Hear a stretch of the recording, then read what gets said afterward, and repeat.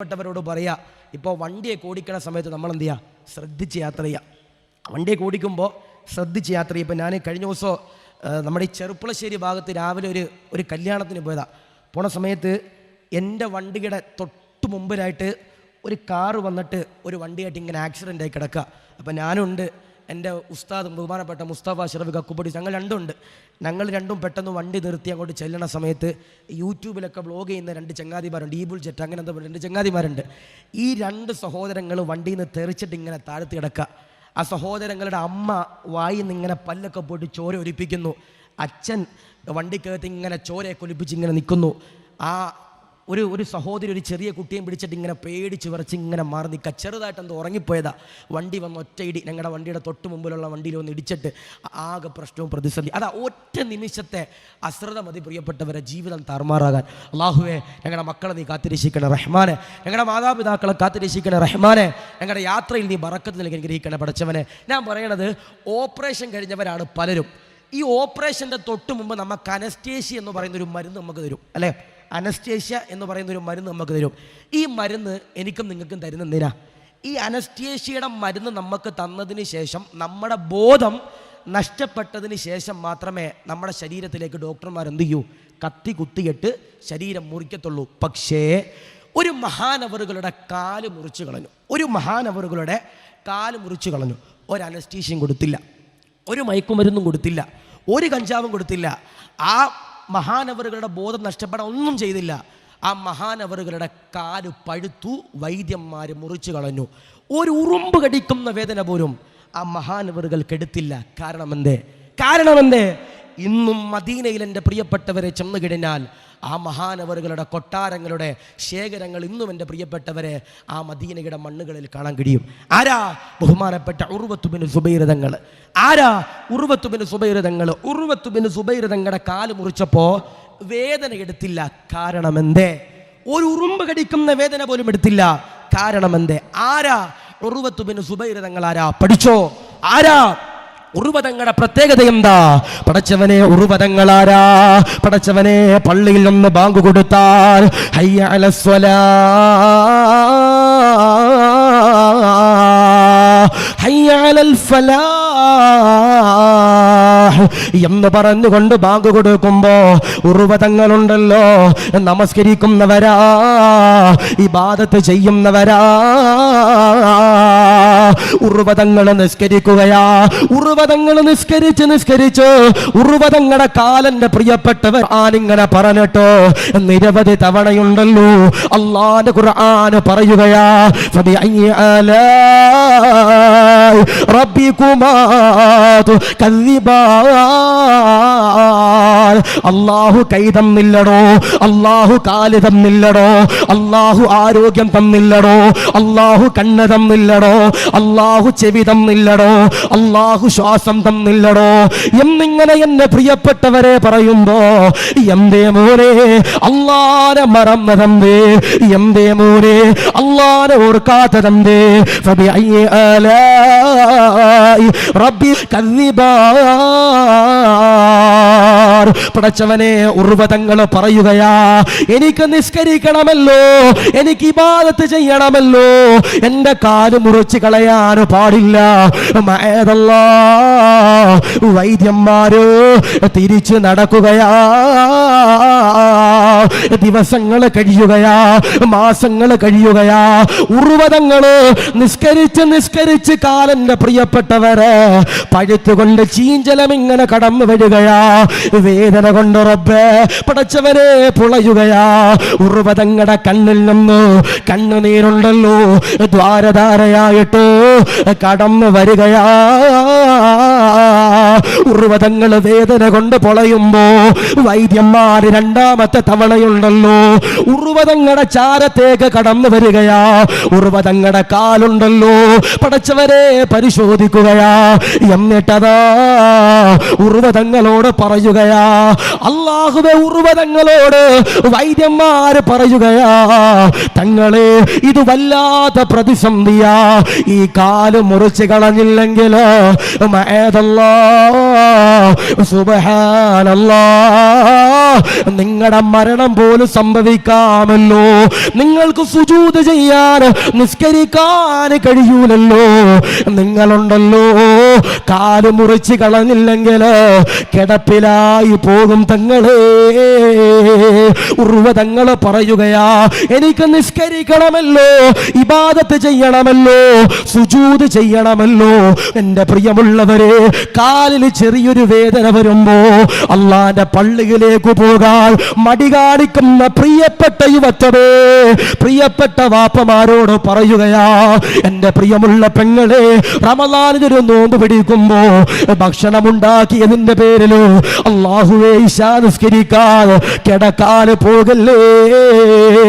ഉർവതങ്ങൾ പറയുകയാ, എനിക്ക് നമസ്കരിക്കണമല്ലോ, എനിക്ക് ഇബാദത്ത് ചെയ്യണമല്ലോ, എനിക്ക് സുജൂദ് ചെയ്യണമല്ലോ. എൻ്റെ കാലുണ്ടല്ലോ മുറിച്ചുകൊള്ളുക, അറുത്തുകൊള്ളുക. വൈദ്യന്മാര് പറയുകയാ, കാല് മുറിച്ച് കളയുമ്പോ വേദന എടുക്കും നിങ്ങളെ, വല്ലാത്ത പ്രതിസന്ധിയാ.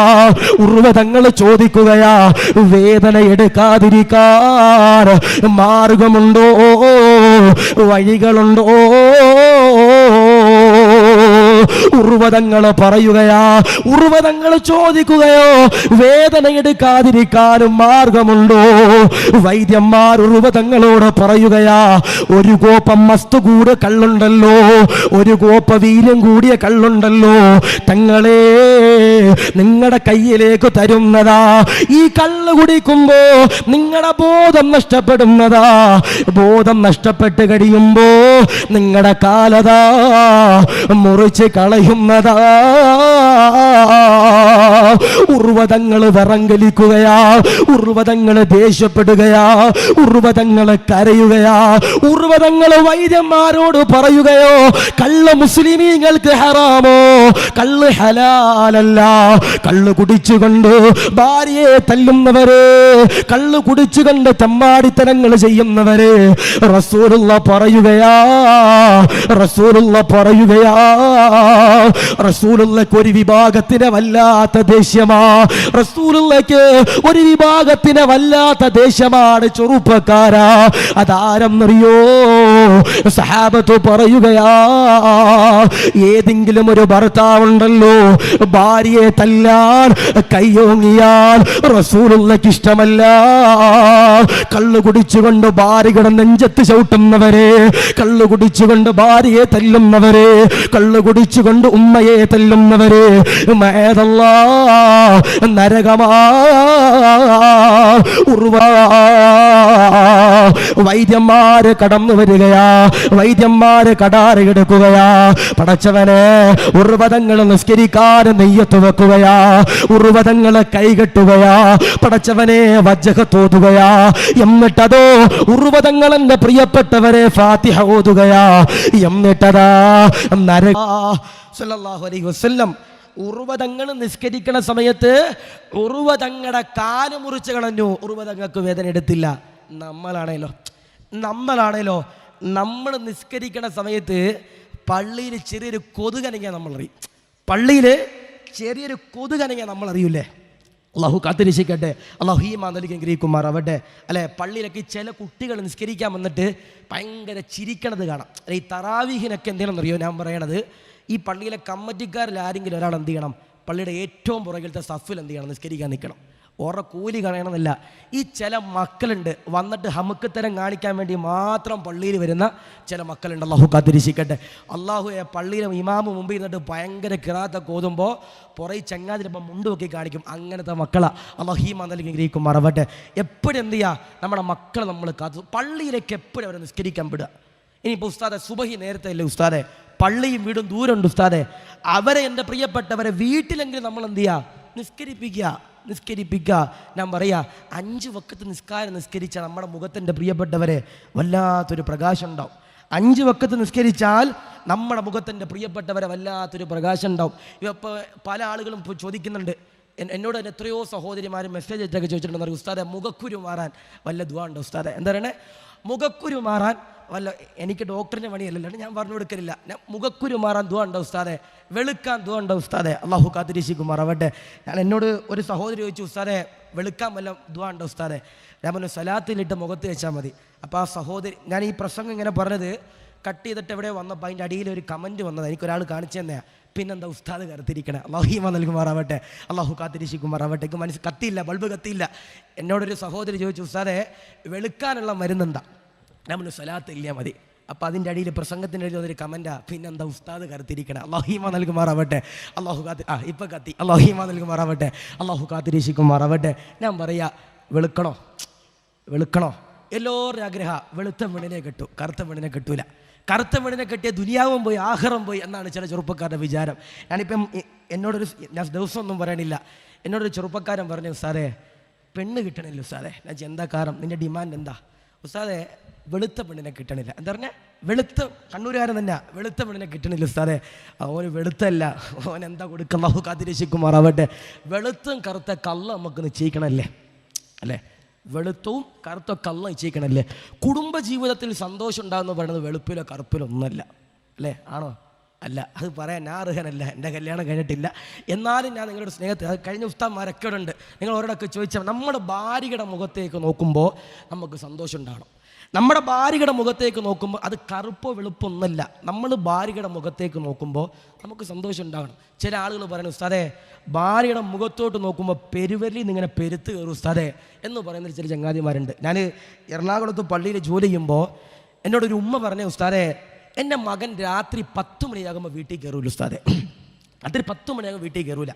അങ്ങനെ ഞങ്ങളൊക്കെ ഫാമിലി ഗ്രൂപ്പിൽ ചർച്ച ചെയ്തു. അല്ല ഇപ്പം അങ്ങനെയാണല്ലോ, ചോറെടുക്കാൻ വേണ്ടി ഫാമിലി ഗ്രൂപ്പിൽ മെസ്സേജ് ഇടണം, ഡ്രസ്സ് എടുക്കാൻ പോകുമ്പോൾ ഫാമിലി ഗ്രൂപ്പിൽ മെസ്സേജ് ഇടണം.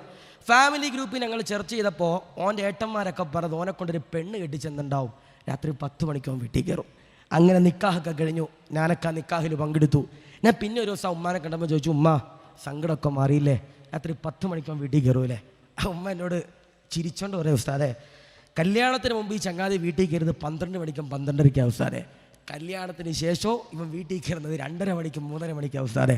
അള്ളാഹു ഈമാൻ നൽകുമാറാവട്ടെ, അള്ളാഹു കാത്തിരിശിക്കുമാറാവട്ടെ അല്ലേ? കുടുംബജീവിതത്തിൽ പ്രശ്നമാണെങ്കിൽ നമ്മൾ വേറെ എന്ത് ചെയ്തിട്ടും കാര്യം ഉണ്ടാവില്ല. ഞാൻ ചോദിക്കട്ടെ, മുഖം വെളുക്കണോ? മുഖം പ്രകാശിക്കണോ? ഞാൻ പറയാ, ഇനി വെളുപ്പ് കറുപ്പെന്നല്ല ഞാൻ പറയണം, മുഖത്തൊരു പ്രകാശം അല്ലേ, അതാ വേണ്ടേ. അല്ലാതെ എത്ര കറുത്താലും അവരുടെ മുഖത്തൊരു ഈമാൻ ഉണ്ടാവും അല്ലേ? എത്ര കറുത്താലും മുഖത്തൊരു ഈമാനുണ്ട്. ഇപ്പം ഞാൻ ഒരു 1.5 കൊല്ലം മുമ്പ്, 1 കൊല്ലം മുമ്പ് നമ്മുടെ ഈ വയനാട് ജില്ലയിൽ ഒരു സ്ഥലത്ത് വയലിന് വന്നപ്പോൾ ഞാൻ ട്രെയിനിലാണ് വരണേ. ട്രെയിനിൽ വരുന്ന സമയത്ത് എൻ്റെ ചുറ്റും ഒരു 4 ചെറുപ്പക്കാരുണ്ട്. ഒരുത്തൻ ട്രൗസറാണ് ഇട്ടിരിക്കണേ, ഒരുത്തൻ മുണ്ട് ധരിച്ചിട്ടുണ്ട്, ഒരുത്തൻ പാൻസ് ധരിച്ചിട്ടുണ്ട്, ഒരുത്തൻ്റെ വാപ്പാക്ക് ദാരിദ്ര്യം ആയതുകൊണ്ട് കീറിയ പാൻസാണ് ധരിച്ചിരിക്കണേ. ഇവർ 4 പേരും എൻ്റെ ചുറ്റും ഇരിക്കുന്നുണ്ട്. അപ്പോൾ ഞാൻ തൊപ്പി ഇട്ടിട്ടില്ല. അപ്പോൾ ഒരുത്തൻ എന്നെ ഇങ്ങനെ നോക്കണുണ്ട്. ഞാൻ ചോദിച്ചാൽ എന്താണ് നോക്കണേ, കാരണം അടി കിട്ടാൻ ചാൻസ് കൂടുതൽ നമുക്ക്. അപ്പോൾ ഞാൻ ചോദിച്ചു, എന്താണ് നോക്കണേ? ഒന്നുമില്ല ഉസ്താദെ, എവിടെ കണ്ടു പരിചയമുണ്ട്. ഞാൻ ചോദിച്ചാൽ എവിടെ നിന്നാ കണ്ടു പരിചയം? അത് ഓർമ്മ കിട്ടണില്ല ഉസ്താദെ. ഉസ്താദ് ആ തൊപ്പി ഒന്ന് എടുത്ത് വെക്കുമെന്ന് ചോദിച്ചു. ഞാൻ തൊപ്പി എടുത്ത് വെച്ചു, മനസ്സിലാകണില്ല ഉസ്താദെ. അപ്പോൾ ഷാളുണ്ട്, ആ ഷാളും കൂടി ഒന്ന് എടുത്തിട്ട് ഉസ്താദെ ഇട്ടു. ഉസ്താദ് ഒന്ന് പ്രസംഗത്തിന് പോകണം ആശിക് താരിമി വെച്ചപ്പോൾ നമ്മൾ ലുക്കിലല്ല കാര്യം, വർക്കില്ല കാര്യം, ഞാൻ തന്നെയാണ്. അപ്പോൾ ഞാൻ ചോദിച്ചു, നിനക്ക് എന്നെ മനസ്സിലായിരുന്നോ? ഉസ്താദ് ഞങ്ങളുടെ നാട്ടിൽ വയലിന് വന്നിട്ടുണ്ട്, കണ്ടിട്ടുണ്ട്, ഞങ്ങൾ ഇൻസ്റ്റാഗ്രാമിൽ അവിടെയൊക്കെ കണ്ടിട്ടുണ്ടെന്ന് പറഞ്ഞു. ആയിക്കോട്ടെ. ഞാൻ ചോദിച്ചു, നീ എൻ്റെ വയൽ കേൾക്കുന്നവനാണല്ലോ, നിനക്ക് എന്നെ മനസ്സിലായില്ലേ? ആ സമയത്ത് ഈ ചങ്ങാതി പറഞ്ഞൊരു വാക്കുണ്ട്, ഉസ്താദേ യൂട്യൂബിലും ഫേസ്ബുക്കിലും ഇൻസ്റ്റാഗ്രാമിലൊക്കെ നിങ്ങളുടെ വയൽ കാണുമ്പോൾ അതിലൊക്കെ നിങ്ങൾ വെളുത്തിട്ടാ ഉസ്താദെ, നേരിട്ട് കാണുമ്പോൾ കറുത്തിട്ടാ, മനസ്സിലായില്ല ഉസ്താദെ. അള്ളാഹു ഈമാൻ നൽകുമാറാവട്ടെ, അള്ളാഹു കാത്തിരിച്ച്. അല്ല കറുപ്പിലോ വെളുപ്പിലോ ഒന്നല്ല കാര്യം, നമ്മുടെ മുഖം എങ്ങനെ ഉണ്ടാകണം? വെളുത്തിരിക്കണം, മുഖം പ്രകാശിച്ചിരിക്കണം. ആ മുഖം പ്രകാശിക്കാനായിട്ട് മഹാന്മാരാകുന്ന പണ്ഡിതന്മാർ പറയുന്നു. നമ്മുടെ സഹോദരിമാരൊക്കെ എന്ത് ചെയ്യുക? ഈ ഒരു ദിക്ർ എന്ത് ചെയ്യുക? സഹോദരിമാർ മാത്രമല്ല, നമ്മുടെ പ്രിയപ്പെട്ട സഹോദരൻ മുഖം വെളുക്കാൻ വേണ്ടി എന്ത് ചെയ്യുക? ഈ പറയുന്നൊരു ദിക്ർ ആരാണോ ഒരു ദിവസം 256 തവണ ചെല്ലണത്, മഹാന്മാർ പറയുന്നു അവരുടെ മുഖത്ത് വല്ലാത്ത പ്രകാശം ഉണ്ടാവും. ഏതാ? യാ നൂറു യാ അല്ലാ, യാ നൂറു യാ അല്ലാ എന്ന് പറയുന്ന ഈ ഒരു ദിക്ർ 256 തവണ ആരെങ്കിലും ഒരാളെ ചൊല്ലിയാൽ പണ്ഡിതന്മാർ പറയുന്നുണ്ട് അവരുടെ മുഖത്ത് വല്ലാത്ത പ്രകാശം ഉണ്ടാവുന്ന. ഇനി നാളെ തൊട്ട് വേറെ ദിക്റൊന്നും ഇല്ല, ലാ ഇലാഹ ഇല്ലല്ലാഹ് ഇല്ല, സുബ്ഹാനല്ലാഹ് ഇല്ല, അൽഹംദുലില്ലാഹ് ഒന്നുമില്ല. ഫുൾ ടൈം യാ നൂറ് യാ അല്ലാ, യാ നൂറ് യാ അല്ലാ, യാ നൂറ് യാ അല്ലാ. ഉസ്താദ് വേണേ നിസ്കാരം കഴിഞ്ഞിട്ട് അഫ്ളൽ ദിക്ർ എന്ന് പറയുമ്പോൾ അപ്പോഴും യാ നൂറ് യാ അല്ലാ. അതല്ല ഞാൻ പറഞ്ഞത്, നമ്മുടെ പേഴ്സണലായിട്ട് നമ്മളൊക്കെ ഇരിക്കുന്ന സമയത്ത് എന്ത് ചെയ്യുക, 256 തവണ ഈ പറഞ്ഞ ദിക്ർ ആരെങ്കിലും ഒരാൾ ചെല്ലിയാൽ അവരുടെ മുഖത്ത് പ്രകാശം ഉണ്ടാകും. നിസ്കരിച്ചാൽ സ്വാഭാവികമായിട്ട് എന്തുണ്ടാവും, മുഖത്തൊരു പ്രകാശം ഉണ്ടാവും അല്ലേ. മിക്ക ആളുകൾക്ക് നിസ്കാരം ഇല്ലാത്തതുകൊണ്ടാണ് മിക്ക പ്രതിസന്ധി ഉണ്ടാവുക. ഇപ്പം എന്നോട് ഇന്നൊരു സഹോദരൻ പറഞ്ഞു, ഉസ്താദെ പെണ്ണ് കിട്ടണില്ല ഉസ്താദെ. ഇന്നൊരു സഹോദരൻ പെണ്ണ് കിട്ടണില്ല ഉസ്താദെ, ഭയങ്കര പ്രതിസന്ധി ഉസ്താദെ, ഇങ്ങനെ മുടങ്ങി പോകും ഉസ്താദെ. ഞാൻ അവനോട് ചോദിച്ച ഒറ്റ കാര്യമുള്ളൂ, എടാ നിസ്കാരം നിത്യമായിട്ട് നിർവഹിക്കണുണ്ടോ? കൊഞ്ചം ഉസ്താദെ, കുറച്ച് ഇങ്ങനെ നിർവഹിക്കൽ കാര്യമുണ്ടോ? നിസ്കരിക്കാതെ വയല് കേട്ടിട്ട് കാര്യമുണ്ടോ? നിസ്കരിക്കാതെ വയല് പറഞ്ഞിട്ട് കാര്യമുണ്ടോ? നിസ്കരിക്കാതെ സിയാറത്ത് ചെയ്തിട്ട് കാര്യമുണ്ടോ? ഒരു കാര്യമില്ല. പിന്നെ ചില ആളുകളുണ്ട് പള്ളിയിൽ നിസ്കരിക്കാൻ വരും, അതിൻ്റെ അകത്ത് കയറിയിട്ട് ഫനായും ഫസാദും പറയാൻ വേണ്ടി മാത്രം പള്ളിയിൽ വരാൻ ചില ചങ്ങാതിമാരുണ്ട്. അള്ളാഹു കാത്തിരിശിക്കുമാറാവട്ടെ. ഇപ്പം എല്ലാ പള്ളിയുടെ മുമ്പിൽ ഒരു ചായക്കട ഉണ്ടാവും. ഞാൻ ചായക്കടക്കാരെ കുറ്റം പറഞ്ഞല്ല. ചില ചങ്ങാതിമാർ അസർ കഴിഞ്ഞിട്ട് ചായക്കട വരും, ചായ ഓർഡർ ചെയ്യും, കടി കഴിക്കൂല. ചായ ഓർഡർ ചെയ്യും, അസർ നിസ്കരിച്ചിട്ട് ചായക്കട വരും, ചായ ഓർഡർ ചെയ്യും, കടി ഓർഡർ ചെയ്യൂല. ചായക്കടക്കാൻ ചോദിക്കും, കട്ട്ലേറ്റ് എടുക്കട്ടെ? വേണ്ട. സമൂസ എടുക്കട്ടെ? വേണ്ട. ഇന്നലത്തെ പൊറോട്ട ഉണ്ട് ചൂടാക്കേണ്ട, എടുക്കട്ടെ? വേണ്ട. അതൊന്നും വേണ്ട. ഈ ചങ്ങാതി ചായ കുടിക്കും, പള്ളിയിലെ ഹത്തീബിനെ കടിക്കും. ഈ ചങ്ങാതി ചായ കുടിക്കും, പള്ളിയിലെ കമ്മിറ്റിയെ കടിക്കും. ചായ കുടിക്കും, മുത്തലിമിങ്ങളുടെ കുറ്റവും കുറച്ചിലൊക്കെ ഇങ്ങനെ പറയും. ഇങ്ങനെ പറയണ ചില ചങ്ങാതിമാരുണ്ട്. അള്ളാഹു കാത്തിരിശി. എവിടെന്നാ വരണേ? KSRTC ബസ്സിൽ നല്ല ഇറങ്ങി വരണേ, വേറെ എവിടെന്നല്ല വരണേ. പരിശുദ്ധമാക്കപ്പെട്ട അഹബ്ബുൽ ബിലാദി ഇലല്ലാഹി മസാജിദുഹാ, അള്ളാഹുവിന് ഏറ്റവും കൂടുതൽ ഇഷ്ടപ്പെട്ട പള്ളിക്കകത്ത് 4 റക്അത്ത് നിസ്കരിച്ചിട്ട് ഈ ചങ്ങാതി പുറത്തിറങ്ങി വന്നിട്ട് ഫനായി ഫസാദും പറയാ. അള്ളാഹു നൽകുമാറാവട്ടെ. ആ പള്ളിക്കകത്ത് കയറിയിട്ട് ആരെങ്കിലും ഒരാൾ ഇഖ്ലാസോടെ നിസ്കരിച്ചു കഴിഞ്ഞാൽ അവർ മരിക്കുമ്പോൾ ഈമാനോടെ മരിക്കുമെന്ന് ഹബീബിന മുഹമ്മദ് മുസ്തഫ സല്ലല്ലാഹു അലൈഹി വസല്ലം. അള്ളാഹു സ്വീകരിക്കുമാറാവട്ടെ, അള്ളാഹു കാത്തിരിക്കട്ടെ. അപ്പോൾ ഒന്നേതാ, ഖുർആൻ ഓതണം. 2 ഏതാ, ആരെങ്കിലും ഒരാൾ ഇഖ്ലാസോടെ നിസ്കരിച്ചാൽ അവർ മരിക്കും, ഈമാനോടെ മരിക്കും. അള്ളാഹു സൗഭാഗ്യം നൽകി അനുഗ്രഹിക്കുമാറാവട്ടെ. 2 കൂടി ഉണ്ട്, പറഞ്ഞൂടെ? ഇരിക്കും. ഇൻഷാ അല്ലാ. നാളെ ഉണ്ട് വയല്, മറ്റന്നാളൊക്കെ വയലുണ്ട്. അപ്പോൾ ഇൻഷാ അല്ലാ എല്ലാവരും ശ്രദ്ധിച്ചേക്കാം. ഇനി പോയി കഴിഞ്ഞിട്ട് പറയരുത് ഒന്നും പറഞ്ഞില്ല എന്ന് പറയും. ദുനിയാവിലെ വിജയികളാരാ? ലാ ഇലാഹ ഇല്ലല്ലാഹ് ചൊല്ലി മരിക്കുന്നവർ. അതിനുള്ള 4 അടയാളങ്ങൾ: 1 ഖുർആൻ ഓതണം, 2 എൻ്റെ പ്രിയപ്പെട്ട സഹോദര സഹോദരിമാരെ നമ്മൾ നിസ്കരിക്കണം, 3 ഏതാ? അല്ലാഹുവിന്റെ ഹബീബാകുന്ന നബി തങ്ങളുടെ പ്രിയമുള്ളവരെ പറയുകയാ, ദുനിയാവിലെ വിജയികളുടെ 3ാമത്തെ അടയാളമുണ്ടല്ലോ, ആരെന്നറിയോ? ലോകത്തിന്റെ പ്രവാചകനാകുന്ന നബി തങ്ങൾ പറയുകയാ, സഹാബാ, ആരെങ്കിലും ഒരാൾ പടച്ചവനെ മാതാവിന്റെ പൊരുത്തം വാങ്ങിച്ചാൽ, പിതാവിന്റെ പൊരുത്തം വാങ്ങിച്ചാൽ, അൽഹംദുലില്ലാഹ് അവര് മരിക്കുമ്പോ ഈമാനോടെ മരിക്കുന്നതാ. പടച്ചവനെ വാപ്പ ചൂടാകുമ്പോ, പടച്ചവനെ ഉമ്മ ചൂടാകുമ്പോ, വാപ്പയെ തെറി പറയുന്ന മക്കളോ, ഉമ്മയെ തെറി പറയുന്ന മക്കളോ പാടില്ല ചെറുപ്പക്കാരാ. വാപ്പയുടെ പൊരുത്തം വാങ്ങിച്ചോ, ഉമ്മയുടെ പൊരുത്തം വാങ്ങിച്ചോ. പെരിങ്ങത്തൂരിന്റെ മക്കാമുകളിലോ, പെരിങ്ങത്തൂരിലെ ഖബർസ്ഥാനിലോ നമ്മുടെ വാപ്പയുണ്ടല്ലോ, നമ്മുടെ ഉമ്മയുണ്ടല്ലോ. അവരുടെ ഖബറിന്റെ ചാര ചെന്നിട്ട് വെള്ളിയാഴ്ച ദിവസം മാത്രം പോയാൽ പോരാ, നമ്മളെ കൊണ്ട് കഴിയുമ്പോ അവിടെ ചെന്നൊരു ഫാത്തിഹ ഓതാ കഴിയണം. പ്രിയപ്പെട്ടവര്, മരിച്ചു കഴിഞ്ഞിട്ട് എന്റെ പ്രിയപ്പെട്ടവര് അവരുടെ ഖബറിന്റെ ചാരത്തേക്ക് പോകാതിരുന്നാൽ പോരാ. അല്ലാഹുവേ, അവര് നമ്മളെ പോറ്റിയവരാ, അവര് നമ്മക്ക് മുലപ്പാല് തന്നവരാ. നമ്മുടെ വാപ്പയുണ്ടല്ലോ, നമ്മക്ക് വേണ്ടി പണിയെടുത്തവരാ. കഴിഞ്ഞ ദിവസം കണ്ടില്ലേ കുവൈറ്റിൽ എന്റെ പ്രിയപ്പെട്ടവരെ, പ്രവാസ ലോകത്ത് കഷ്ടപ്പെട്ടിരുന്ന പാവപ്പെട്ട പ്രവാസികളാ. പടച്ചവനെ, എത്രയോ മലയാളികളാ കുവൈറ്റ് എന്ന് പറയുന്ന രാജ്യത്ത് ഒരു ഫ്ലാറ്റിൽ എന്റെ പ്രിയപ്പെട്ടവരെ തീ പിടിച്ചു. ചിന്തിച്ചപ്പോ എത്രയോ മലയാളികളാ, എത്രയോ പാവങ്ങളാ, എത്രയോ മുസ്ലിമീങ്ങളാ, എത്രയോ അമുസ്ലിമീങ്ങളാ, അവര് കുടുംബത്തിന് വേണ്ടി പോയവരാ.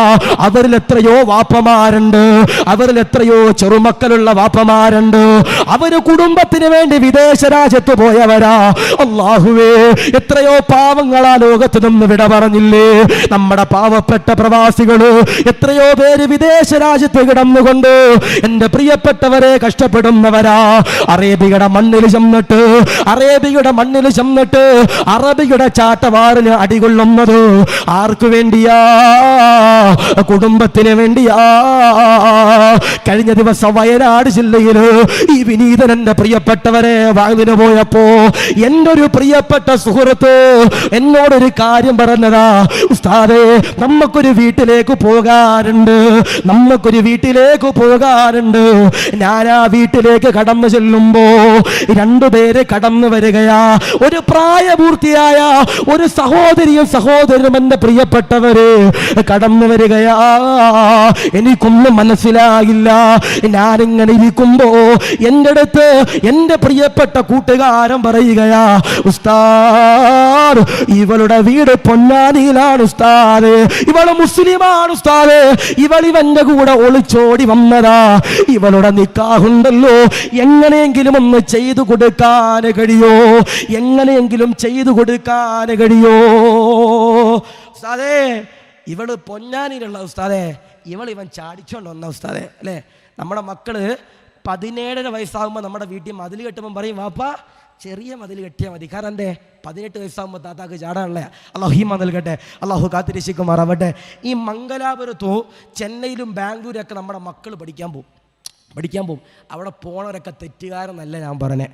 പക്ഷേ ഈ നല്ല ഈമാനുള്ള അതബുള്ള മക്കൾ എവിടെ പോയാലും നല്ലപോലെ ആവും. ഈമാനുള്ള അതബുള്ള നല്ല വാപ്പാൻ്റെ ഉമ്മാൻ്റെയും മക്കളാണെങ്കിൽ അവർ തക്വയോടെ പഠിച്ച് ബാംഗ്ലൂരാണെങ്കിലും മദ്രാസിലാണെങ്കിലും കാശ്മീരിലാണെങ്കിലും നല്ല പോലെ തിരിച്ചു വരും. ചില മക്കളുണ്ട്, ഞാൻ കണ്ടിട്ടുണ്ട്, മഫ്തയിട്ട് കോളേജിൻ്റെ മതിൽ ചാടുന്ന മക്കളെ ഞാൻ കണ്ടിട്ടുണ്ട്. അള്ളാഹു ഈമാൻ നൽകട്ടെ, അള്ളാഹു കാത്തിരക്ഷിക്കുമാറാവട്ടെ. മാതാപിതാക്കളുടെ പൊരുത്തം വാങ്ങുന്നവരാരാ? അവർ മരിക്കുമ്പോൾ ഈമാനോടെ മരിക്കും. വയനാട്ടിൽ രാത്രി ഞാനൊരു വീട്ടിൽ ഇരിക്കുമ്പോൾ എൻ്റെ ചാരത്തേക്ക് ഒരു സഹോദരൻ പ്രായപൂർത്തിയായ പെണ്ണിന് 20 വയസ്സ്, ചെറുപ്പക്കാരൻ 24 വയസ്സ്, രണ്ടുപേരും കൂടി എൻ്റെ അടുത്ത് വന്നു. ഞാൻ എന്താ ഉസ്താദേ, ഞാൻ ഇവളെ ചാടിച്ചോണ്ട് വന്ന ഉസ്താദേ. ഞാൻ നിക്കാഹ് കഴിഞ്ഞോ? നിക്കാഹ് കഴിഞ്ഞിട്ടില്ല ഉസ്താദേ. ഇത്രയും ദിവസം എവിടെ താമസിച്ചേ? ഈ വീട്ടിലെ ഉസ്താദ് ഞങ്ങൾ താമസിച്ചേ, ഈ വീട്ടിലെ വല്ല മസാല ഉണ്ടോ ഉസ്താദ് ഒന്നിക്കാൻ? എന്തെങ്ങനെ വല്ല മസാല ഉണ്ടോ ഉസ്താദ് ഒന്നിക്കാൻ? ഞാനിങ്ങനെ പറഞ്ഞു. പെണ്ണിൻ്റെ വാപ്പ ജീവിച്ചിരിക്കണ കാലത്തുള്ള മസാലകളും കാര്യങ്ങളൊക്കെ പറയുമ്പോൾ ഈ പെണ്ണെന്നോട് പറയാ, ഉസ്താദെ നിങ്ങൾ എന്തർത്ഥത്തിൽ അയാളെ വാപ്പാന്ന് വിളിച്ച ഉസ്താദെ? അയാളെ വാപ്പാന്ന് നിങ്ങൾ എന്തർത്ഥത്തിലാണ് ഉസ്താദെ വിളിച്ച? ഞാൻ പറഞ്ഞു, മോളെ, നിന്നെ 18, 19, 20 വയസ്സ് വരെ നിന്നെ നോക്കിയത് നിന്റെ വാപ്പയാ ഉസ്താദെ. എനിക്ക് അയാളെ വാപ്പയെന്ന് വിളിക്കാൻ തോന്നുന്നില്ല. ഞാൻ എന്തേ? അയാൾ ഈ കല്യാണത്തിന് സമ്മതിച്ചില്ല. എന്താ കാരണം? വാപ്പ എന്ന് സ്വന്തം വാപ്പയെ വിളിക്കാൻ തോന്നിയില്ല. കാരണം എന്തേ? എനിക്ക് എൻ്റെ പ്രിയപ്പെട്ട വാപ്പയോട് ദേഷ്യമോ, കാരണം എനിക്ക് ഈ ചെറുപ്പക്കാരനെ കെട്ടിച്ചെന്നില്ല. ഞാൻ ചോദിച്ചു ഇവനോട്, എടാ നീ എങ്ങനെ ഇവളെ പരിചയപ്പെട്ടെ? ഇൻസ്റ്റയിൽ കൂടെ ഉസ്താദെ. എന്താ പറഞ്ഞേ? ഇൻസ്റ്റഗ്രാമിൽ ഒരു ലൈക്ക് കൊടുത്ത ഉസ്താദെ. ഓൾ ഇങ്ങോട്ട് ലൈക്ക് ചെയ്തു, പിന്നെ ഷെയറായി, ടാഗായി, കൊളാബായി, ഇൻവൈറ്റായി, പിന്നെ എല്ലാം ഉസ്താദെ. അള്ളാഹു ഈമാൻ നൽകട്ടെ, അള്ളാഹു കാത്തിരക്ഷിക്കുമാറാവട്ടെ. അപ്പം ഞാൻ പറയും, വാപ്പാൻ്റെ ഉമ്മ ഇല്ലാതെ, ഉമ്മാടെയും പൊരുത്തം ഇല്ലാതെ ഏത് മതിൽ ചാടിയാലും അള്ളാഹു കുടുംബജീവിതത്തിൽ ബർക്കത്തിന് അള്ളാഹു കാത്തിരക്ഷിക്കട്ടെ. ഈ മണൽ അനുഗ്രഹിക്കും. ഞാൻ ഒരു പള്ളിയിൽ ജോലി ചെയ്യുമ്പോൾ ആ പള്ളിയുടെ സെക്രട്ടറിക്ക് ഇത് തന്നെ പണി. ഒളിച്ചോടുന്നവരെ പിടിച്ചു കൊണ്ടുവരിക, കെട്ടിച്ചു കൊടുക്കുക. ഒളിച്ചോടുന്നവരെ കൊണ്ടുപോവുക, പിടിച്ചോണ്ട് വരിക, കെട്ടിച്ചു കൊടുക്കുക. അള്ളാഹു കാത്തിരക്ഷിക്കുമാറാവട്ടെ. അങ്ങനത്തെ സെക്രട്ടറി ഈ മഹലിലൊക്കെ ഉണ്ടെങ്കിൽ അവസ്ഥ ആലോചിച്ച് നോക്കിയേ. എല്ലാ മഹലും അങ്ങനത്തെ സെക്രട്ടറി അങ്ങനെ ആലോചിച്ച് നോക്കിയേ. അള്ളാഹു പിള്ളേർ വെറുതെ ഇരിക്കൂല. അള്ളാഹു കാത്തിരക്ഷിക്കുമാറാവട്ടെ. ഞാൻ പറയും, നമ്മുടെ മക്കളെ എന്ത് ചെയ്യണം? നല്ലപോലെ നമ്മൾ നോക്കണം.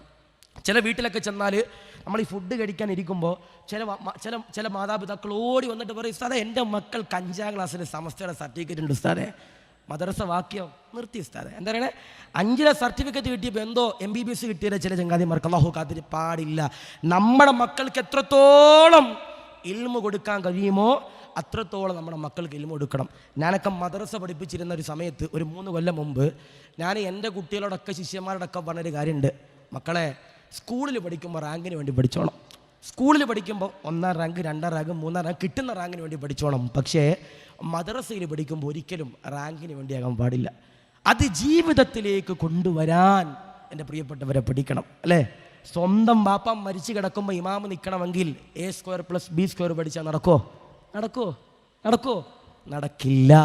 സ്വന്തം വാപ്പ മരിച്ചു കിടക്കുമ്പോൾ വാപ്പാനെ ഖബറിൽ ഇറക്കി വെച്ചിട്ട് അവിടെ ഒന്ന് നമുക്ക് കരഞ്ഞുകൊണ്ട് ദുആ ചെയ്യണമെങ്കിൽ MBBS പഠിച്ചാൽ നടക്കൂല. അതിന് മദ്രസയിൽ പോകണം, ദർസിൽ പോകണം, ഇൽമു പഠിക്കണം. അതുകൊണ്ട് എൻ്റെ പ്രിയപ്പെട്ടവരോട് പറയാ, മക്കൾ നന്നാകണമെങ്കിൽ അവർക്ക് ഇൽമു കൊടുത്താൽ സ്വാഭാവികമായിട്ടും വാപ്പാനും ഉമ്മാനും എന്ത് ചെയ്യും? അവർ സ്നേഹിക്കും. അല്ലാഹു കാത്തിരിക്കുക. വാപ്പയും ഉമ്മയുടെയും പൊരുത്തം വാങ്ങുന്നവരാരാ? അവർക്കും മരിക്കുമ്പോൾ ഈമാനോടെ മരിക്കാൻ കഴിയുമെന്ന് ഹബീബിന മുഹമ്മദ് മുസ്തഫ സല്ലല്ലാഹു അലൈഹി വസല്ലം. ഞാൻ ചോദിക്കട്ടെ, വാപ്പ മരിച്ചവരുണ്ടെങ്കിൽ ഒന്ന് കൈവക്കിയപ്പാ. ആരെങ്കിലും ഉണ്ടോ? അള്ളാഹു അവരുടെ ഖബർ അള്ളാഹു വിശാലമാക്കി കൊടുക്കട്ടെ. ഉമ്മ മരിച്ചവരുണ്ടെങ്കിൽ ഒന്ന് കൈവക്കിയപ്പാ. ഉമ്മ മരിച്ചവർ അള്ളാഹു അവരുടെ ഖബർ വിശാലാക്കട്ടെ. ഇനി ഞാൻ ചോദിക്കട്ടെ, ആഴ്ചയിൽ 7 ദിവസം അവരുടെ ഖബറിൻ്റെ ചാരെ പോയി സിയാറത്ത് ചെയ്യുന്നവരുണ്ടെങ്കിൽ ഒന്ന് കൈവക്കിയപ്പാ. ആരെങ്കിലും ഉണ്ടോ? 7 ദിവസം മുടങ്ങാതെ പോണേ. 7 ദിവസം മുടങ്ങാ. ഒന്ന് ഞാൻ ആരെയും കളിയാക്കിയല്ല, കുറ്റപ്പെടുക. 2 3 അൽഹംദുലില്ലാഹ് അൽഹംദുലില്ലാഹ് സ്വീകരിക്കുമാറാവട്ടെ. ഞാൻ ആരെയും കുറ്റപ്പെടുത്തിയല്ല. നമ്മുടെ സമയങ്ങൾ എന്ത് ചെയ്യണം? അതിനുവേണ്ടി ചിലവ്. ഇനി 7 ദിവസം പോകാൻ കഴിഞ്ഞില്ലെങ്കിലും ഈ വെള്ളിയാഴ്ച ദിവസം ഇല്ലെങ്കിൽ ആ ദിവസം ചിലപ്പോൾ നമ്മൾ നമ്മുടെ വാപ്പാൻ്റെ ഉമ്മാൻ്റെ ഖബറിൻ്റെ ചാരെ പോകൂല. ചില ആളുകളുണ്ട്, മൂത്രപ്പരയിലേക്ക് വന്നല്ലേ എന്നിട്ട് കയറിയേക്കാം. എന്താ പറയണേ? മൂത്രപ്പരയിലേക്ക് എല്ലാ പള്ളിയുടെയും മൂത്രപ്പര പള്ളിക്കാട്ടിലായിരിക്കും ഉണ്ടാകുക. അവിടം വരെ എന്തായാലും നടന്നു വന്നല്ലേ, എന്നാൽ പിന്നെ അങ്ങോട്ടേക്ക് ഒന്ന് പോയേക്കാം എന്ന് പറഞ്ഞിട്ട് ഇങ്ങനെ പോകും. ചില പള്ളിയിലൊക്കെ പോയാൽ മൂത്രപ്പരയിൽ ഭയങ്കര വൃത്തിയായിരിക്കും. പള്ളിക്കാട്ടിൽ കാടും പാമ്പും ചേരൊക്കെ ആയിരിക്കും. പള്ളിക്കാടൊക്കെ എപ്പോഴും നമ്മളെന്തിനും വൃത്തിയാക്കി എന്ത് ചെയ്യണം? കൊണ്ടുനടക്കാൻ കഴിയണം. അള്ളാഹു സ്വീകരിക്കും മാറാവട്ടെ, അള്ളാഹു കബൂൽ ചെയ്യുമാറാവട്ടെ. ഒരു ഹദീസ് ഉണ്ട് കേട്ടോ. റസൂലുള്ളാഹി പറയുകയാ, മൻ ഖബ്ബല ഐനൈഹി ഉമ്മിഹി കാന ലഹു സിത്റൻ മിനന്നാർ. ഉമ്മ മരിച്ചവരെ നഷ്ടമാ ചെറുപ്പക്കാരാ, കഴിഞ്ഞ റമളാനില് ഈ മനോഹരമാകുന്ന കണ്ണൂർ ജില്ലയില് CH സെന്ററിൽ ഞാൻ പോകുമ്പോ അവിടെ ഒരുപാട് ഞങ്ങളുടെ മാതാപിതാക്കൾക്ക് ആഫിയത്ത് കൊടുക്കണേ അല്ലാ. മൻ ഖബ്ബല ഐനൈഹി ഉമ്മിഹി കാന ലഹു സിത്റൻ മിനന്നാർ. ഉമ്മയുടെ നെറ്റിത്തടത്തിൽ മുത്തം കൊടുത്താൽ, ഉമ്മയുടെ കണ്ണിന്റെ ഭാഗത്ത് ഉമ്മിച്ചാക്കും മുത്തം കൊടുത്തു കഴിഞ്ഞാൽ കാന ലഹു സിത്റൻ മിനന്നാർ. അത് നരകത്തിൽ നിന്ന് കാവല. ഹബീബുനാ മുഹമ്മദ് മുസ്തഫ സല്ലല്ലാഹു അലൈഹി വസല്ലം ഉമ്മയുടെ നെറ്റിത്തടത്തിന് മുത്തം കൊടുത്താൽ അത് നരകത്തിൽ നിന്ന് കാവല. ഹബീബിന മുഹമ്മദ് മുസ്തഫ സല്ലല്ലാഹു അലൈഹി വസല്ലം. വാപ്പയുടെയും പൊരുത്തം വേണം, ഉമ്മയുടെയും പൊരുത്തം വേണം. അപ്പോൾ 1 ഖുർആൻ ഓതണം, 2 നിസ്കരിക്കണം, 3 എൻ്റെ പ്രിയപ്പെട്ട സഹോദരങ്ങളെ മാതാപിതാക്കളുടെ പൊരുത്തം വാങ്ങണം. ഇൻഷാ അല്ലാഹ് 4 അതിന് മുമ്പ് ഒരു ബക്കറ്റ് ഇൻഷാ അല്ലാഹ് ബക്കറ്റ് ഉണ്ടാക്കുക. ബക്കറ്റില്ല. അത് പറയാം ഇൻഷാ അല്ലാഹ്. ബക്കറ്റില്ല. ഇൻഷാ അല്ലാഹ് അത് പറയാവേ ഇൻഷാ അല്ലാഹ്. 4 ആരെങ്കിലും ഒരാൾ സദഖ കൊടുത്തു കഴിഞ്ഞാൽ അവർക്ക് ഇൻഷാ അല്ലാഹ് മരിക്കണ സമയത്ത് തീമാനോടെ മരിക്കാൻ കഴിയുമെന്ന് ഹബീബിന മുഹമ്മദ് മുസ്തഫ സല്ലല്ലാഹു അലൈഹി വസല്ലം. 1 എൻ്റെ പ്രിയപ്പെട്ടവരെ ഖുർആൻ ഓതണം, 2 എൻ്റെ പ്രിയപ്പെട്ടവരെ നിസ്കരിക്കണം, 3 എൻ്റെ പ്രിയപ്പെട്ട സഹോദരങ്ങളെ വാപ്പയുടെ ഉമ്മയുടെ പൊരുത്തം വേണം, 4 ആരെങ്കിലും ഒരാൾ സ്വതക്ക കൊടുത്തു കഴിഞ്ഞാൽ അവർക്ക് മരിക്കുമ്പോൾ ദഖലൽ ജന്ന, അവർക്ക് സ്വർഗത്തിലേക്ക് പോകാൻ കഴിയുമെന്ന് ഹബീബിന മുഹമ്മദ് മുസ്തഫ സല്ലല്ലാഹു അലൈഹി വസല്ലം. ഇന്നമൽ അഅ്മാലു ബിന്നിയ്യ. എല്ലാ കാര്യത്തിനും നീയത്തിൻ്റെ പ്രിയപ്പെട്ടവർ അനിവാര്യ. എല്ലാ കാര്യത്തിനും നീയത്ത് അനിവാര്യമാണ്. ഇപ്പോൾ ഞാനിവിടെ വന്നപ്പോൾ അൽഹംദുലില്ലാ വളരെ സന്തോഷം. നമ്മുടെ ഈ പള്ളിയിൽ അൽഹംദുലില്ലാ മനോഹരമാകുന്ന അറബിക് കോളേജുണ്ട്, എല്ലാം ഉണ്ട്, ശരിയത്ത് കോളേജുണ്ട്, ഹിഫ്ള് കോളേജുണ്ട്, ദറസുണ്ട്, എല്ലാം ഉണ്ട്. ഇതിൻ്റെ എല്ലാ വരുമാനങ്ങളും അൽഹംദുലില്ലാ നമ്മുടെ ഈ മക്കാമിൽ നിന്ന് ഇങ്ങനെ കിട്ടിക്കൊണ്ടിരിക്കുന്നതുകൊണ്ട് അൽഹംദുലില്ലാ നമുക്ക് മുടക്കില്ലാതെ പോവാം. നമ്മുടെ പ്രിയപ്പെട്ട ആ മക്കളുടെ ചെലവിലേക്ക് ഞാൻ പറയുന്നത് ശ്രദ്ധിച്ചേക്കണം. നമ്മുടെ പ്രിയപ്പെട്ട മക്കളുടെ ചെലവിലേക്ക് ഇൻഷാ അല്ലാഹ് എല്ലാ മാസവും 1000 റുപ്യ, ഒരു വർഷത്തേക്ക് എത്രയാവും? 12,000 റുപ്യ. അത് ഗഡുക്കളായിട്ട് കൊടുക്കാം, ഒരു മാസത്തിൽ 1000 കൊടുക്കാം, അല്ലെങ്കിൽ ആഴ്ചയിൽ നിങ്ങൾ കൊടുക്കാം. മാസത്തിൽ 1000 റുപ്യ എന്നുള്ള രീതിയിൽ എന്ത് ചെയ്യുക? കൊടുക്കാൻ കഴിയുന്നവരുണ്ടെങ്കിൽ എന്താ കൊടുക്കണം. അത് ഇപ്പോഴല്ല പറയണ്ടേ, ഒരു 5 മിനിറ്റും കൂടെ കഴിയുമ്പോൾ ഞാൻ ചോദിക്കുമ്പോൾ ആ പേര് നിങ്ങൾ പറയണം. ഒരു ഒരു ഒരു മാസത്തേക്ക് 6 റുപ്യ, ഒരു വർഷത്തേക്ക് എൻ്റെ പ്രിയപ്പെട്ടവരെ 12 റുപ്യ. ഞാൻ പറഞ്ഞു സദക്ക കൊടുക്കുന്ന എൻ്റെ പ്രിയപ്പെട്ടവർ വെറുതെ ആകൂല. സദക്ക കൊടുക്കുന്നത് വെറുതെ ആകൂല. ഒരിക്കൽ റസൂലുള്ളാഹിയുടെ വീടിൻ്റെ മുമ്പിലേക്ക് ഒരു യാചകൻ ഇങ്ങനെ കടന്നു വരുന്ന നബി തങ്ങളോട് ചോദിച്ചു, നബിയെ വിശക്കുന്നു നബിയെ, എന്തായിക്കണേ വിശക്കുന്നു നബിയെ. അള്ളാൻ്റെ റസൂൽ സല്ലല്ലാഹു അലൈഹി വസല്ലമ തങ്ങൾ ബഹുമാനപ്പെട്ട ആയിഷ ബീവിയോട് ചോദിച്ചു, ആയിഷ ഇവിടെ എന്തെങ്കിലും കഴിക്കാനുണ്ടോ, ഇവിടെ എന്തെങ്കിലും കഴിക്കാനുണ്ടോ? ആയിഷ ബീവി റളിയല്ലാഹു അൻഹ പറഞ്ഞു, നബിയെ ഇവിടെ ഒന്നും കഴിക്കാനില്ല നബിയെ, ഇവിടെ ഒന്നും കഴിക്കാനില്ല നബിയെ. അള്ളാൻ്റെ റസൂല, ലോകത്തിൻ്റെ പ്രവാചകരാ, അള്ളാൻ്റെ ഹബീബാകുന്ന നബി തങ്ങൾ കൈപിടിച്ചു യാചകനോട് പറഞ്ഞു, അദൂരെ കാണുന്ന വീട് എൻ്റെ ഫാത്തിമയുടെ വീടാ, അതെൻ്റെ ഫാത്തിമയുടെ വീടാ. ആ ഫാത്തിമയുടെ വീട്ടിലേക്ക് ചെന്നിട്ട് നിങ്ങൾ ഞാൻ പറഞ്ഞതാണെന്ന് പറഞ്ഞു കഴിഞ്ഞാൽ ഫാത്തിമ ഭക്ഷണം തരുമെന്ന് ആര് പറഞ്ഞു? ഹബീബാകുന്ന നബി സല്ലല്ലാഹു അലൈഹി വസല്ലം തങ്ങൾ പറഞ്ഞു. അല്ലാഹുവേ പടച്ചവനെ 1000 രൂപ കൊടുക്കാൻ പറയുമ്പോ സദക്ക കൊടുക്കുന്ന പ്രിയപ്പെട്ടവരോട് പറയുകയാ, അല്ലാഹു തരുന്ന പ്രതിഫലമേതാ, അല്ലാഹു തരുന്ന മഹത്വമേതാ. യാചകന ഫാത്തിമ ബീവിയുടെ ചാരത്ത് ചെല്ലുകയാ, ഫാത്തിമ ബീവിയോട് പറയുകയാ, ഫാത്തിമ കഴിക്കാൻ ഭക്ഷണം തരുമോ? ഫാത്തിമ ബീവി വീടിന്റെ അകത്തേക്ക് ചെല്ലുകയാ, പടച്ചവനെ പാത്രങ്ങൾ പരതുകയാ, കഴിക്കാൻ ഭക്ഷണമില്ലോ, കുടിക്കാൻ വെള്ളമില്ല. പടച്ചവനെ പുറത്തേക്ക് വരുമ്പോ ഹസനും ഹുസൈനും ഉണ്ടല്ലോ, പുതച്ചിരിക്കുന്ന പുതപ്പിങ്ങനെ എടുക്കുകയാ, അതെടുത്തുകൊണ്ട് യാചകന് കൊടുക്കുകയോ. യാചകൻ എന്റെ പ്രിയപ്പെട്ടവരെ പറയുകയാ, ഫാത്തിമ പുതപ്പ് വേണ്ട ഫാത്തിമ, ഭക്ഷണം തരുമോ ഫാത്തിമ? ഫാത്തിമ ബീവി വീടിന്റെ അകത്തേക്ക് ചെല്ലുകയാ, പടച്ചവനെ സുജൂദിൽ കിടക്കുകയാ, അല്ലാഹുവോട് ദുആ ചെയ്യുകയാ, അല്ലാ റബ്ബേ റസൂലുള്ള പറഞ്ഞു വിട്ടിട്ടു, ഈ ഫാത്തിമയുടെ വീടിന്റെ മുമ്പിൽ ഒരു യാചകനുണ്ടല്ലോ, കരഞ്ഞു വന്നു, അല്ലാ കൊടുക്കാനും നിവർത്തിയില്ല അല്ലാ. റസൂലുള്ളാഹിയുടെ പൊന്നുമോള് കരയുമ്പോ കണ്ണുനീരിങ്ങനെ ദ്വാരയായി ഒലിക്കുകയാ, ഭൂമിയിലേക്ക് വീഴുകയാ. ഭൂമിയിലേക്ക് വീഴുമ്പോ ഒരശരീരി കടന്നു വരികയാ. കരയല്ല ഫാത്തിമ, എണ്ണീക്കു ഫാത്തിമോ. വസ്ത്രങ്ങൾ ശേഖരിച്ചിരിക്കുന്ന അലമാരയുണ്ടല്ലോ, അലമാരയിൽ ഒരു സമ്മാനമുണ്ട് ഫാത്തിമ. ഫാത്തിമ ബീവി എണ്ണീക്കുന്നു, അലമാരയുടെ ചാരത്ത് ചെല്ലുന്നു, വസ്ത്രങ്ങൾ എടുത്തു മാറ്റുമ്പോ ഒരു പൊതി ഇങ്ങനെ ലഭിക്കുകയാ. ആ പൊതി തുറന്നു നോക്കുമ്പോ അതിലൊരു മാലയാ, അതിലൊരു മുത്തിന്റെ മാലയാ.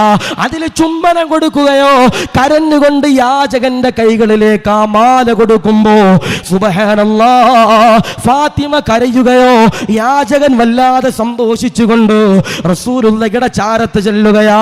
റസൂലുള്ളാഹിയുടെ കയ്യിലേക്ക് ആ മാല കൊടുക്കുമ്പോ റസൂലുള്ളാഹി കരയുകയാ, സഹാബത്തിനോട് പറയുകയാ, ഈ മാലയുണ്ടല്ലോ ഇതാരുടെ മാലയെന്നറിയോ? ഇതെന്റെ ഖദീജയുടെ മാലയാ.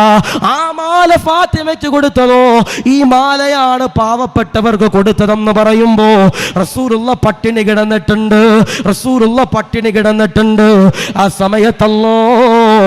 സമയത്തല്ലോ റസൂലുള്ളാഹിയുടെ പ്രിയപ്പെട്ട പൊന്നുമോള് ഫാത്തിമ ഊരി കൊടുക്കാത്ത മാലയുണ്ടല്ലോ, ഒരു യാചകന് വേണ്ടി കൊടുത്തെന്ന് പറയുമ്പോ സദക്ക കൊടുക്കുന്നവരെ, ദാനധർമ്മം ചെയ്യുന്നവരെ, അൽഹംദുലില്ലാഹ് ആയിരങ്ങൾ കൊടുക്കുന്നവരെ, നിങ്ങൾക്ക് മരിക്കുമ്പോ ഈമാനോടെ മരിക്കാൻ കഴിയുമെന്ന് ഹബീബുനാ മുഹമ്മദ് മുസ്തഫ സല്ലല്ലാഹു അലൈഹി വസല്ലം നബി തങ്ങളുടെ പ്രിയപ്പെട്ട പൊന്നുമോള് ഫാത്തിമ ബീവി റളിയല്ലാഹു അൻഹാ തൻ്റെ കയ്യിലിരിക്കുന്ന മാല എൻ്റെ പ്രിയപ്പെട്ടവർ ഓടിക്കൊടുത്തു. ഒരു യാചകൻ ചോദിച്ചപ്പോൾ അതാ സദക്ക. ആരാണോ സദക്ക കൊടുക്കുന്നത് അവർക്ക് അൽഹംദുലില്ലാഹ് മരിക്കുമ്പോൾ ഈമാനോടെ ലാ ഇലാഹ ഇല്ലല്ലാഹ് ചൊല്ലി മരിക്കാൻ കഴിയുമെന്ന് ഹബീബിന മുഹമ്മദ് മുസ്തഫ സല്ലല്ലാഹു അലൈഹി വസല്ലം. അല്ലാഹു സ്വീകരിക്കട്ടെ, അല്ലാഹു കബൂൽ ചെയ്ത് അനുഗ്രഹിക്കുമാറാവട്ടെ.